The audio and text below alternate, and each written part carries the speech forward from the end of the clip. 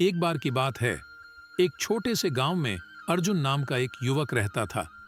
वह अपने जीवन में बहुत सी समस्याओं का सामना कर रहा था और अपने दादाजी के पास सलाह लेने गया।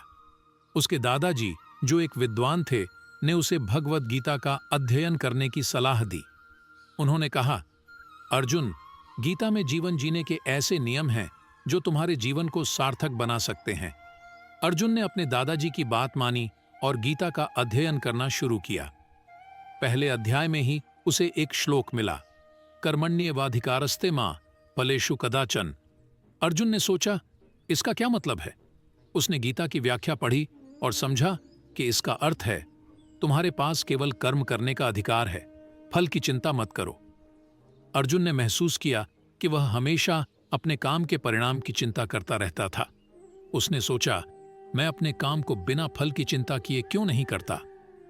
उसने इस नियम को अपने जीवन में अपनाने का निर्णय लिया और देखा कि उसका मानसिक तनाव धीरे धीरे कम हो गया। अगले अध्याय में उसने पढ़ा, योगस्थ कुरु कर्माणि संगम त्यक्त्वा धनंजय। अर्जुन ने इस श्लोक का अर्थ समझा, योग में स्थित होकर कर्म करो और आसक्ति को त्याग दो, धनंजय। उसने महसूस किया कि वह अपने कर्मों से बहुत अधिक आसक्त था और यह आसक्ति ही उसके दुख का कारण थी। उसने निश्चय किया कि वह अपने कार्यों को निष्काम भाव से करेगा और इससे उसकी चिंता और भय धीरे धीरे समाप्त होने लगे।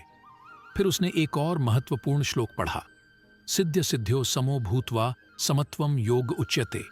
इसका अर्थ था, सफलता और असफलता में समान भाव रखना ही योग है।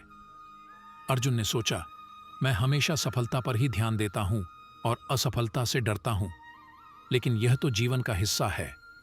उसने इस नियम को भी अपनाया और देखा कि अब वह असफलता से उतना भयभीत नहीं होता था, बल्कि उसे जीवन का एक हिस्सा मानकर स्वीकार करने लगा। जैसे जैसे अर्जुन गीता का अध्ययन करता गया, उसे जीवन के और भी महत्वपूर्ण नियम मिलते गए। उसने पढ़ा, त्यागे नैके अमृतत्वमांशु। इसका अर्थ था, त्याग से ही अमृतत्व की प्राप्ति होती है। अर्जुन ने समझा कि जीवन में त्याग का कितना महत्व है। उसने अपने स्वार्थ और इच्छाओं को त्यागने का निर्णय लिया और देखा कि इससे उसे आत्मिक शांति मिलने लगी। अर्जुन ने गीता के इन नियमों को अपने जीवन में लागू किया और देखा कि उसका जीवन धीरे धीरे बदलने लगा। उसने अब अपने कार्यों में समर्पण और निस्वार्थ भाव को अपनाया, फल की चिंता के बिना कर्म करने लगा, सफलता और असफलता दोनों को समान रूप से स्वीकार करने लगा और त्याग के महत्व को समझा। अर्जुन ने अपने अनुभवों को अपने गांव के लोगों के साथ भी साझा किया। उसने उन्हें गीता के इन नियमों के बारे में बताया और उन्हें अपने जीवन में लागू करने के लिए प्रेरित किया। धीरे धीरे पूरे गांव में एक सकारात्मक बदलाव आया। लोग अब अधिक शांति और संतोष का अनुभव करने लगे और अपने जीवन को सार्थक और सुखमय बनाने लगे। अर्जुन ने महसूस किया कि गीता के इन नियमों ने न केवल उसके जीवन को बदल दिया, बल्कि उसके माध्यम से पूरे गांव को एक नई दिशा दी।